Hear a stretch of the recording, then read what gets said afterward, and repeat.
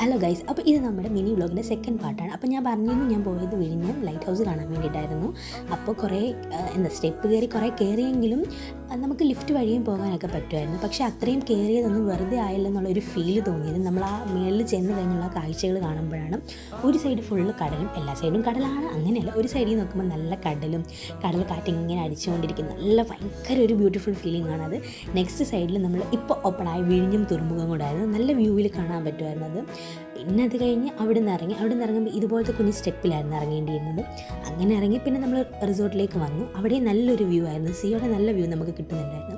അപ്പോൾ ഇത്രയേ ഉള്ളൂ. നെക്സ്റ്റ് വീഡിയോയിൽ കാണുമ്പോഴേക്കും ടാറ്റാ ബൈ ബൈ. സി ഫസ്റ്റ് ടൈമാണ് കാണുന്നതിൽ സബ്സ്ക്രൈബ് ചെയ്യുക. ബൈ.